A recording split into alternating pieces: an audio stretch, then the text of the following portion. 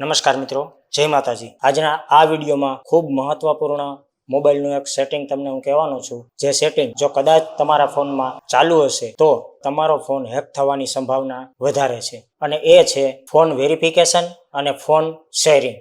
તો મિત્રો, જો તમારા ફોનમાં આ સેટિંગ ચાલુ હોય તો અત્યારે જ બંધ કરી દો, કારણ કે કોઈ પણ થર્ડ પાર્ટી એપ્લિકેશન તમે ઇન્સ્ટોલ કરો છો ત્યારે ઓટો ફોન વેરિફિકેશન જો ચાલુ હોય ઓટોમેટિકલી તમારા નંબર એની સાથે વેરીફાઈ થઈ જશે, અને એ જ એપ્લિકેશન સાથે તમારા ફોનના નંબર પણ ઓટોમેટિકલી વેરીફાઈ થઈ જશે, અને જેના કારણે તમને ખબર પણ નથી પડતી કે તમારો ફોન કોઈ એપ્લિકેશન સાથે વેરીફાઈ થઈ ગયો છે અને એ એપ્લિકેશન ફ્રોડ હશે તો તમારો ફોન 110% હેક થઈ જ જશે। તો ચાલો આજે હું તમને એ બંને સેટિંગ બતાવી દઉં છું કે જે સેટિંગ દ્વારા તમારો ફોન ઓટોમેટિકલી શેરિંગ પણ થાય છે અને ઓટોમેટિકલી વેરીફાઈ પણ થાય છે। સૌથી પહેલા મિત્રો, તમારે તમારા મોબાઈલના સેટિંગમાં જવાનું છે। ત્યારબાદ નીચેની તરફ જાશો એટલે ત્યાં તમને ગૂગલ લખેલું બતાવશે, એમના ઉપર તમારે જવાનું છે। ગૂગલ ઉપર ગયા પછી ઓલ સર્વિસીસ ઉપર તમારે ટિક કરવાની છે। ત્યાં નીચેની તરફ તમે જશો એટલે પહેલું ઓપ્શન આવશે ફોન નંબર વેરિફિકેશન। આ જે ઓપ્શન છે આમની અંદર ઓપન કરશો તમે એટલે અહીંયા લખેલું છે ઓટોમેટિકલી વેરીફાઈ ફોન નંબર,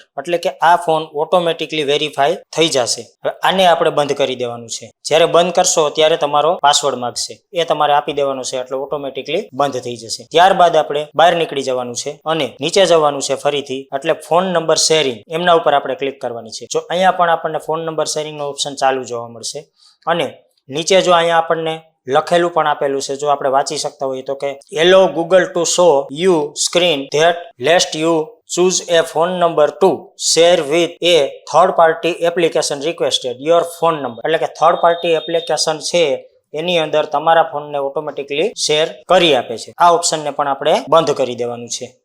આ બંને ઓપ્શન બંધ કરી દીધા પછી હવે તમારે ઓટોમેટિકલી તમારા મોબાઈલ નંબર કોઈ સાથે શેર પણ નહીં થાય અને ઓટોમેટિકલી તમારા નંબર વેરીફાઈ પણ નહીં થાય। પણ છતાંય એવું તો ન જ સમજવું કે તમે ક્યારેય હેકિંગનો શિકાર નહીં બનો। જો તમે સાવધાની નથી રાખી તો હેકિંગનો શિકાર થવું નિશ્ચિત છે।